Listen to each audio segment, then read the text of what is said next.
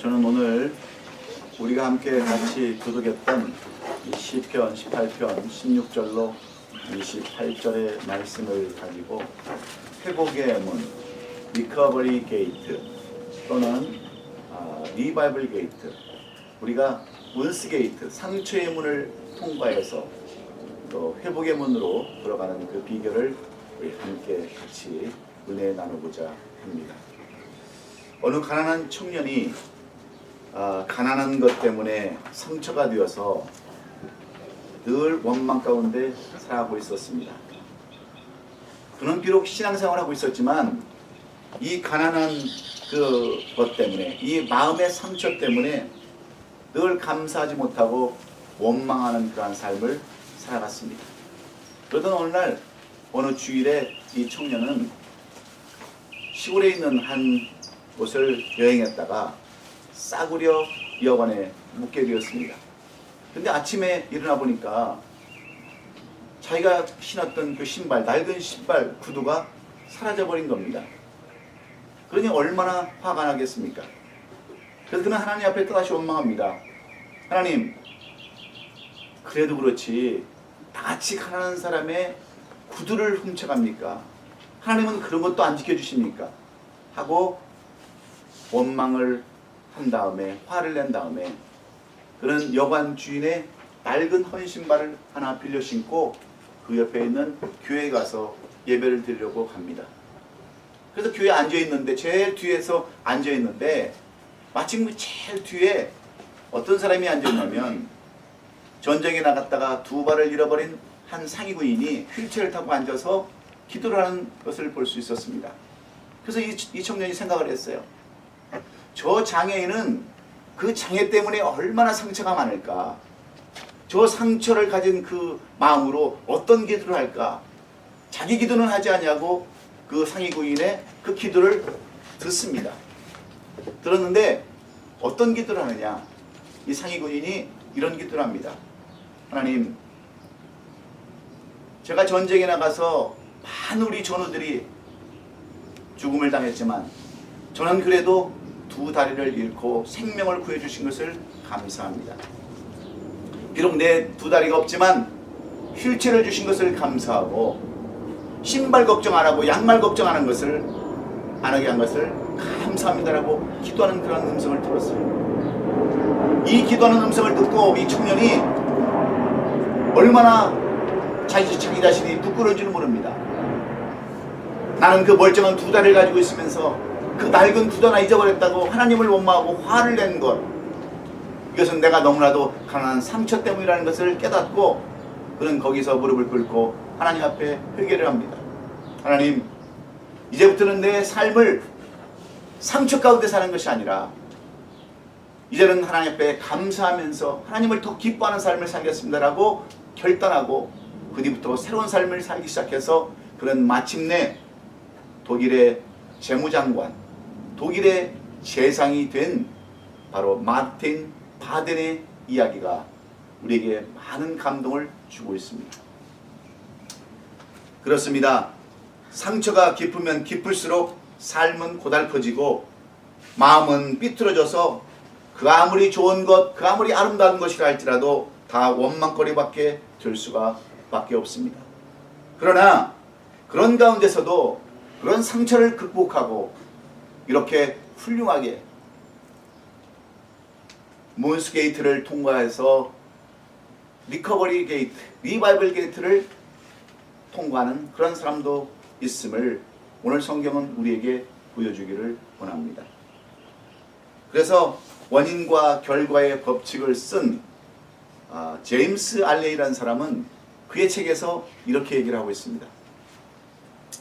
인간이 일생을 살아가는 동안 가장 많이 경험하는 것은 축복도 아니요, 행복도 아니요, 기쁨도 아니라 오히려 좌절과 절망과 슬픔과 괴로움이라고 그랬습니다. 여러분, 왜 그런 줄 아십니까? 우리 인간의 상처 때문에 그렇습니다. 인간은 상처를 받을 수밖에 없는 존재이기 때문에 우리의 삶 가운데는 행복보다도 기쁨보다도 즐거움보다도 절망과 좌절과 괴로움 그런 것이 더 많을 수밖에 없다라고 말씀하면서 이러한 상처가 원인이 되어서 결과는 어떤 삶을 살아갑니까? 망가진 인생을 살아갈 수밖에 없다는 겁니다. 원래 하나님은 우리 인간을 지으실 때에 창세기 1장 28절에 보면 우리에게 수많은 축복을 주셨습니다. 생육하고 번성하고 땅에 충만하라고, 땅을 정복하고 바다의 고기와 하늘의 새와 땅에 움직이는 모든 것을 다스리는 그러한 축복을 주셨지만 죄로 인해서 에덴 동산에서 쫓겨나 동산나무에 숨을 수밖에 없었던 그러한 상처받은 인생으로 우리 인생은 전락할 수밖에 없었습니다. 그래서 이 상처는 오늘날까지 이어져 내려와서 가인은 자기 아벨을, 동생 아벨을 돌로 때려 죽이는 살인자의 삶을 살았던 것이 바로 무엇 때문이냐면 상처 때문에 그렇습니다. 근데 우리들은 어때요? 다 상처 가운데 살아갑니다. 태어날 때부터 우리는 상처 속에 살아가요. 엄마 뱃속에 있을 때부터 남편과 싸울 때, 그 뱃속에 있을 때 그 상처로 인해서 나올 때는 어떻게 하고 나와요? 여러분, 아이가 태어나면 껄껄껄 웃고 나옵니까? 태어날 때 하고 울음을 터뜨리고 나오는 이유는 바로 다 상처 때문에 그래요. 엄마와 앞으로 떨어져 살아야 된다고 하는, 탯줄과 끊어져야 된다고 하는 그런 상처 때문에 인간은 태어나면서부터 상처를 받고 그렇게 태어납니다. 그럼 자랄 때는 어때요? 자라서 우리는 어린아이를 보면요, 장난감 때문에 여러분 상처를 받습니다. 어떤 애들은 나이키를 신고 다니는데 나는 중국산 가짜 나이키를 신고 다닐 때 얼마나 상처를 받습니까? 다른 아이들은 좋은 장난감을 가지고 노는데 나는 가짜 장난감을 가지고 살 때 얼마나 여러분 상처를 받고 살아요. 청년 때는 어때요? 학생 때는 다른 사람들은 1, 2등을 가는 건데 나는 맨날 뒤에서 1등을 가는 그런 상처 때문에 얼마나 우리는 많은 상처를 갖고 살아갑니까? 또한 청년 때는 결혼 때문에 상처를 받습니다. 남편 때문에 상처받고요, 아내 때문에 상처받고, 이혼 때문에 상처받고, 수많은 상처를 가운데 살아갑니다. 장년 때는 어때요? 남들은 이만큼 일어났는데 나는 아무것도 만들어놓은 것이 없는 것 때문에 상처를 받고요. 노인이 되어서는 먼저 가는 친구들을 보고 인생의 허무함을 느끼고 상처를 받는 것이, 태어나면서부터 죽을 때까지 상처를 받고 살아갈 수밖에 없기 때문에 우리들은 우리의 삶 가운데서 기쁨이 없습니다. 소망이 없습니다.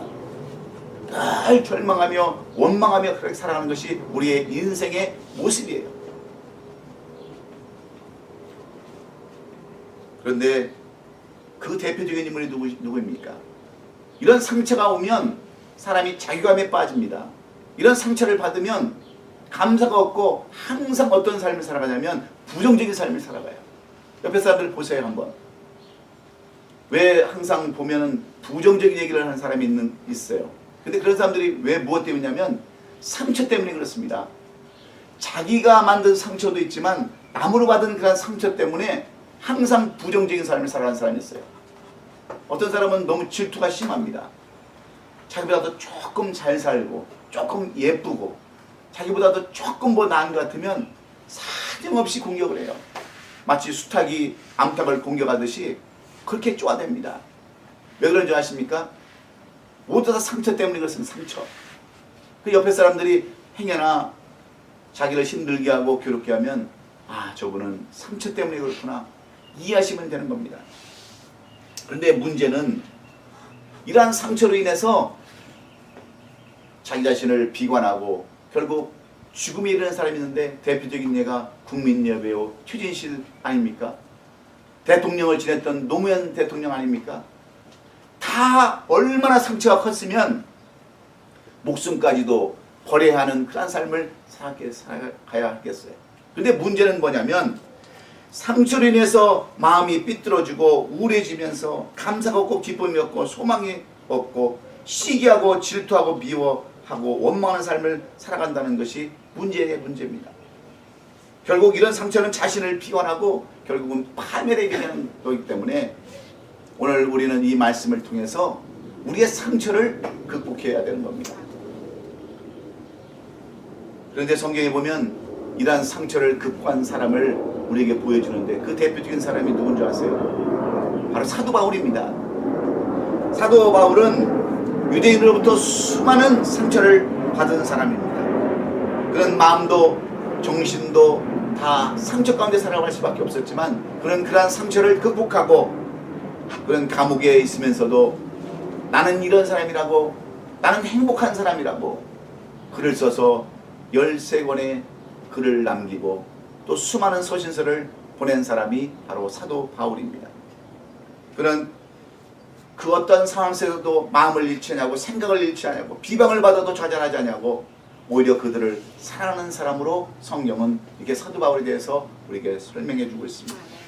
그가 얼마나 당당했던지 고린도전서 11장 1절에 보면요, 너희는 나를 본받으라고까지 이야기하고 있습니다. 나는 이렇게 살았다라고, 나는 어떤 상처가 나에게 와도 나는 이렇게 떳떳하게 살았다라고 말하면서 나를 본받으라고 사도 바울은 떳떳하게 이야기하고 있어요. 그리고 그의 마음과 생각이 사랑으로 불타고 있음을 고백하는 내용이 우리가 잘 아는 고린도전서 13장 사랑장에 그의 마음을 충분히 적어놨습니다. 내가 사람의 방언과 천사의 말을 할지라도 사랑이 없으면 소리나는 구리와 울리는 꽹과리가 되고, 내가 예언하는 능력이 있어 모든 비밀과 모든 지식을 알고 또 산을 옮길 만한 믿음이 있을지라도 사랑이 없으면 내게는 아무것도 아니요.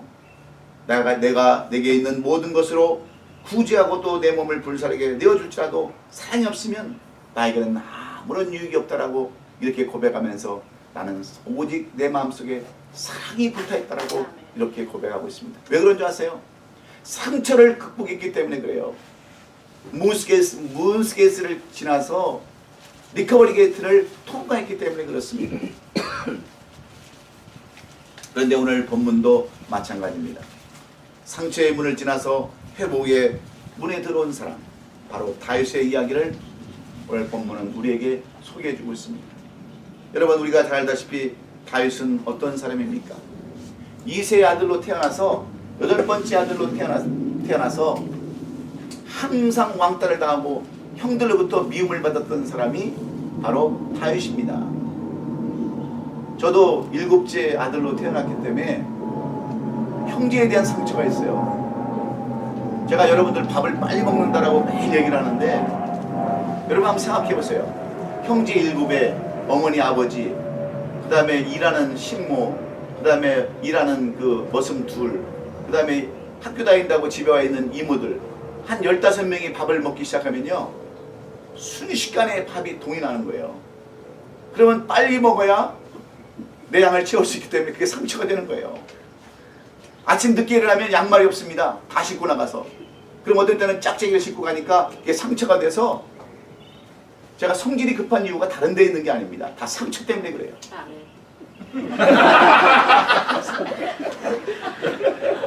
그런 상처를 입고 살았던 사람이 누구냐면 다윗입니다.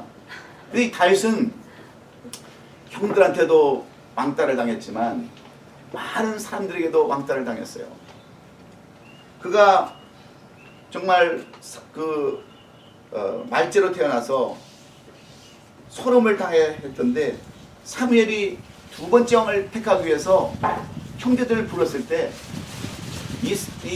다윗은요, 그 후보에 올라가지도 못했던 사람입니다. 그만큼 다윗은 형들에게 치이고 사람들에게 치여서 상처 속에 살아갈 수밖에 없었던 사람이에요. 늘 무시당하고 멸시당하는 삶을 살아야 되겠고, 또 장인 사울로부터 무려 10년간을 시기와 질투 가운데서 도망다니는 그런 삶을 살았던 사람입니다. 여러분 한번 생각해 보세요. 장인한테 쫓겨다니면서, 들로 산으로 쫓겨다니면서 그 받은 상처가 얼마나 컸겠습니까? 그뿐인 줄 아십니까? 이 다윗은 그의 사랑하는 아들 누구예요? 압살롬으로부터 배신을 당해서 맨발로 예루살렘 성을 도망 나와야 했다는 그런 상처 가운데 살았던 사람이 다윗이었습니다. 그런데 오늘 이 본문은 언제 때 쓴 거냐? 다윗이 사울 왕을 피해서 엔게디 굴 속으로, 광야로 아니면 블레셋 아기스 왕으로 근궁전진하며 도망다닐 때 그 도망다니고 난 후에 이 글을 썼습니다. 그러면서 나는 상처 속에 살아갈 수밖에 없는 인간이지만 나는 상처받고 살지 않았습니다. 나는 이렇게 하나님을 찬양하며 이렇게 하나님의 영광을 돌리는 그런 삶을 살았다라고 승리의 고백을 쓴 내용이 오늘 시편 18편의 내용들이에요. 이 모든 원수들의 손에서 그리고 사울의 손에서 건져주신 것을 도리어 감사하면서 여호와께 아뢰는 그러한 감사의 노래가 바로 오늘 시편의 말씀입니다. 그러면 그가 이렇게 상처의 문을 통과하고 회복의 문에 들어갈 수 있었던 그러한 비결은 어디에 있을까요? 다윗은 내가 왜 어떻게 해서 이 상처를 극복하고 내가 승리의 사람으로 그리고 하나님의 성군으로 쓰임을 받을 수 있다라고 고백하고 있습니까? 그 비결이 어디에 있습니까? 오늘 우리는 이 비결을 통해서 우리가 가진 상처들을 다 회복하고 이제 회복의 문에 들어서서 하나님을 찬양하며 경배할 수 있는 우리 아름다운 부흥교회 성도들이 될 수 있기를 주의 이름으로 축원합니다. 그러면 다윗처럼 하나님의 마음에 합한 자로 이스라엘의 성군으로 존경받는 인물이 될 수 있었던 그 비결이 여러분 어디에 있을까요? 첫째는 이 다윗이 오직 하나님 한 분만 의지했기 때문에 그렇습니다. 이 본문은 다윗이 시기로 인해서 그 사울의 시기로 인해서 10년 동안 쫓겨다닐 때 쓴 시입니다. 다윗은 사울을 피해서 정말 들로 산으로 또 때로는 동굴로 심지어는 적국이었던 블레셋 아기스 왕에 가서 그 침을 흘리면서 미친 척을 해가지고 그 생명을 구했던 아주 비참한 삶을 살았습니다. 다윗은 얼마나 많은 상처를 갖고 살았겠습니까? 제대로 먹지도 못하고 많은 식소들을 이끌고 유랑생활, 방랑생활을 했을 때 그 상처는 이루 말할 수 없이 컸을 겁니다. 그래서 사울이 블레셋 저기에 들어가서 그렇게 미친 짓까지 하면서 생명을 구했는데 여러분 이 다윗은요 그런 상처 속에서도 그 상처를 극복하고 사울이 그 블레셋과 전투에서 그 아들들과 죽었을 때 가장 슬피 울었던 사람이 누구냐면 바로 다윗이었어요.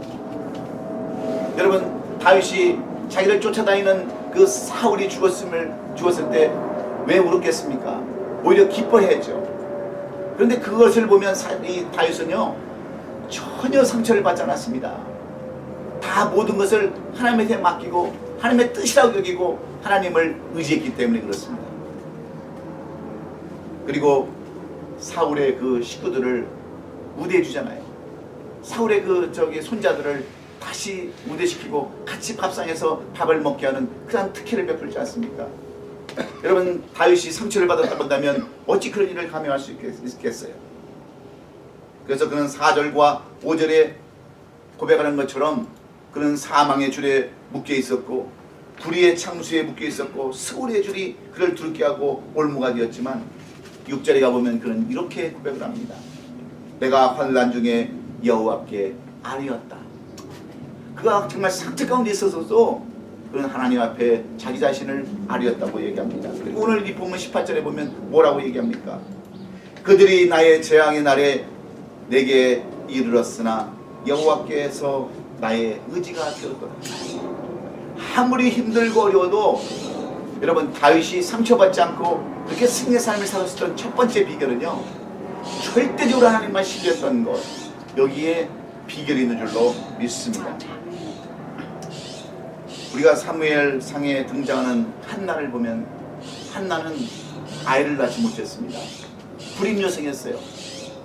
그러니 얼마나 상처를 많이 받았겠습니까? 남편한테 상처받죠. 또 새로 들어온 부인나라는 첩에게 상처를 받죠.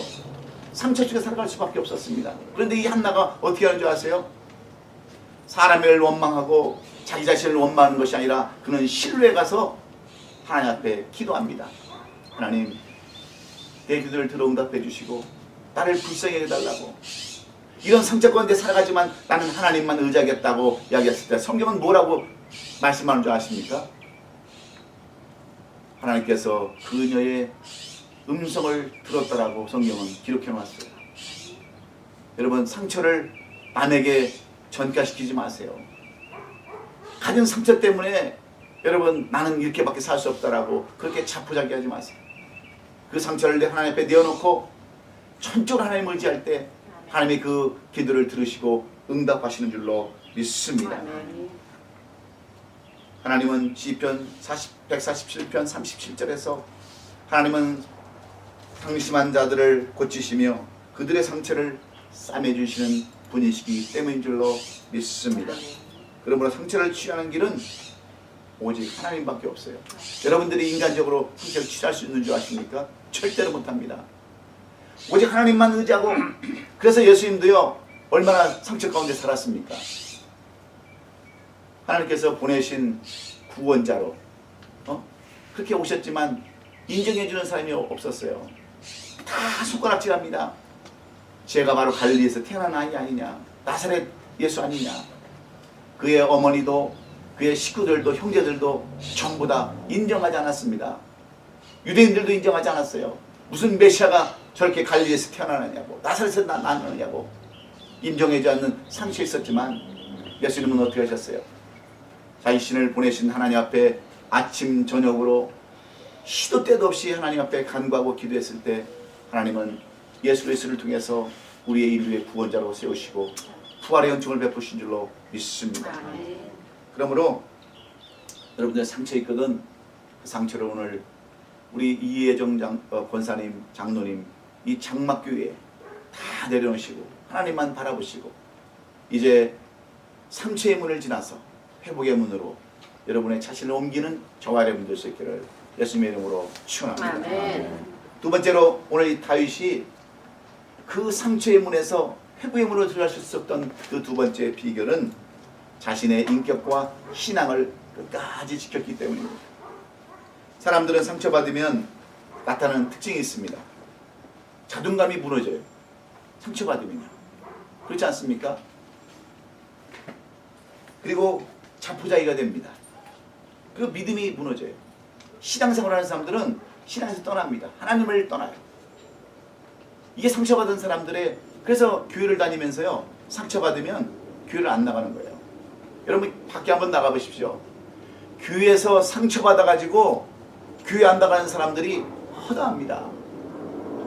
내가 아침에 오늘 중앙일보를 보니까 성공의 신부가 또 이렇게 차를 타고 가다가 누가 앞질렀다고 총을 꺼내가지고 체포당했는데 그게 중요한 것이 아니라 댓글을 보면은요 창피해서 못 봅니다. 목사는 도둑놈, 사기꾼, 무슨 뭐 하여튼 별별 욕을 다 거기다 써놨어요. 그분들이 다 어떤 사람들인지 아십니까? 전부 상처받은 사람들이 상처받은 사람들. 교회에서 그 받은 상처를 가지고 사회에 나와서 교회를 공격하는 겁니다. 마귀가 되어가지고. 그런데 왜 그렇게 실패하는 삶을 사느냐? 왜 그렇게 불쌍한 인생을 사느냐? 자기 인격과 신앙을 관리하지 않아서 그랬어요. 여러분 우리 한 번 받은 구원은 놓치지 않습니다. 하나님 그렇게 만드셨어요. 그런데 그것을 마귀에게 다 내어줍니다. 조그마한 일 하나 때문에, 조그마한 그런 일 때문에 상처받아가지고요 교회를 등져버리고 신앙을 등져버리고, 그러니 여러분 무슨 온전한 삶을 살겠습니까? 그러나 다윗은 그렇지 않았어요. 아무리 어려운 일이 있고 힘든 일이 있다 할지라도 절대로 자기 자신의 신앙과 믿음을 버리지 않았습니다. 아무리 믿음이 있고 신앙이 있다 할지라도 신앙생활을 중단하고 하나님을 떠나다니는 그런 사람은 결국 실패자가 될 수밖에 없습니다. 그런데 다윗은 절대 그렇지 않았어요. 그토록 상처가 깊었음에도 불구하고 그의 신앙과 인격은 조금도 후퇴하거나 무너지지 않았습니다. 그래서 23절처럼 이렇게 고백을 하잖아요. 또한 나는 그의 앞에 완전하여 나의 주역에서 스스로 자신을 지켰다. 내가 아무리 상처 가운데 있을 때라도 스스로 그것을 지키고 내 신앙을 지키고 믿음을 지켰을 때 하나님은 이 다윗을 축복해 주신 줄로 우리는 믿습니다. 그런 도망다니면서도 죄를 짓지 않았습니다. 어디 가서든지 믿음을 지켰으며 하나님을 떠나지 않았습니다. 그때 24절에서 뭐라고 그러는지 아세요? 하나님께서 내가 한 대로 갚으셨다고 그랬어요. 여러분 하나님은요 여러분들이 하신 대로 갚으시는 거예요. 여러분들의 믿음을 지키고 신앙을 지키고 정말 고난 가운데서도 감사하면 그 감사한 대로 이루어지는 줄로 믿습니다. 아멘. 힘들다고 도망가 버리고 어렵다고 피해 버리고 그러면 그대로 갚으신다고 그랬어요. 여러분, 우리 인생 다 상처 속에 살아가는 인생인데 중요한 것은 자신을 지키는 거예요. 믿음을 지키는 겁니다. 신앙을 지키는 겁니다. 그래서 우리는 사랑 안에서 우리는 절대로 서로를 비난하지 말아야 합니다.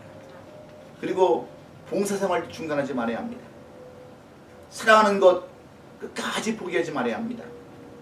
서로의 성도에 대한 관계를 다시 회복하고 끊지 말아야 돼요. 그런데 조금만 하여튼 뭐 일만 있으면 교회 핑계대는 사람, 사람 핑계대는 사람, 이 사람은 자신을 지키지 못하는 사람이에요. 그런 사람을 누가 복주겠어요? 누가 그런 사람을 축복하시겠어요? 우리는 하나님의 살아계심을 분명히 믿고 사는 사람이기 때문에 상처투성이인 그런 삶에서 우리는 요셉을 볼 줄 알아요. 요셉 어려서 형들에게 왕따당하고 미움당하고 종으로 팔려갔습니다. 보디발의 아내 집에 가서 유혹당하고 그 일을 위해서 그는 감옥에 갇혔습니다. 상처 속에 살아갈 수밖에 없었어요. 감옥에 갇혀서도 배신하겠습니다. 그런데도 요셉은 끝까지 자기 자신을 지키잖아요. 그래서 결국 하나님은 그를 애굽의 국무총리로 쓰임을 받게 하시고 자기 가족을 구원하는 구원자로 하나님께서 요셉을 쓰지 않습니까? 여러분, 이것이 중요한 겁니다. 교회가 어려우면 어려울수록, 힘들면 힘들수록, 내 가정이 고달프면 고달플수록 내가 신앙을 지키고 믿음을 지키고 내 자신을 지킬 때 하나님은 그런 사람들을 반드시 축복한다고 하는 것 기억하시고 오늘 내 자신과 믿음을 지킬 수 있는 저와 여러분 되시기를 주의 이름으로 축원합니다. 아멘. 마지막으로 소망의 끈을 놓치지 않았기 때문에 다윗은 그렇게 그 상처의 문에서 회복의 문으로 옮겨줄 수가 있었습니다. 항상 희망을 품고 살았기에 28절에 뭐라고 고백합니까? 주께서 나의 등불을 켜시며 여호와 내 하나님이 내 흑암을 밝히실 것이다. 밝히시리라. 다윗은 깜깜한 어둠 가운데 있었어도 하나님을 바라보면서 소망을 잃지 않았습니다. 희망을 잃지 않았어요. 이것이 가장 중요한 거예요. 여러분, 왜 사람들이 실패하고 자살하고 죽는지 아십니까? 희망을 안 갖기 때문이에요. 소망을 안 갖기 때문이에요. 다윗은 고난당해도 환난 중에도 앞으로 하나님이 자신을 축복할 것이라고 하는 그러한 희망과 소망을 절대로 버리지 않았습니다. 기대에 찬 삶을 살았습니다. 이런 다윗을 하나님 보시고 그가 원하고 바라던 대로 다 이루게 하셨지 않습니까? 그렇습니다.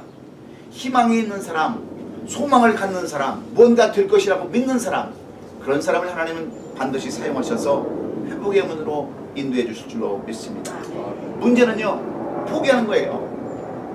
우리 교회가 얼바인에 있다가 교회도 못 찾고 이렇게 또 장로님 천막 밑에서 예배를 드려야 되나? 우리는 다 망했다. 포기하는 사람은 여러분 절대로 하나님은 포기하게끔 만들어 버리시고 그런 사람 통해서 역사하지 않습니다. 그러나 이러한 장박도 주신 것도 감사하고 햇볕 주신 것도 감사하고 주보로 부채질할 수 있는 것도 감사하고 손을 주신 것도 감사하고 그런 희망을 가질 때 하나님은 그런 사람들 통해서 역사해 줄 줄로 믿습니다. 우리 교회는 이제 나갈 사람도 없어요. 그리고 옛날에는 저도 젊어서 목사님 가정을 위해서 제가 교회를 그만둬야 되겠습니다. 가정의 평화를 위해서. 그러면 예 집사님 가정의 평화를 위해서 좋은 데 가서 참되게 신앙생활 하세요. 그랬어요. 근데 제가 깨달았습니다. 앞으로는 교인들이 그렇게 얘기하고들랑 끝까지 가서 그 집에 가서 안방에 가서 누워있더라도 붙들고 들어지라고 그런 음성을 주셨어요. 그래서 여러분 앞으로 교회 그만둔다는 얘기 하지 마세요. 내가 그 집 안방에 가서 누워 계실 거니까. 그런데 그런 사람들은 다 어떤 사람들이냐면 소망이 있기 때문에 그래요. 희망이 있기 때문에 그렇습니다. 저도 앞으로 그냥 소망이 넘쳐나요. 지금까지는 정말 광야의 삶을 살았습니다. 저를 하나님께서 많이 연단시키셨어요. 그런데 하나님께서 길을 열어주시는 그런 소망들이 보입니다. 희망이 보여요.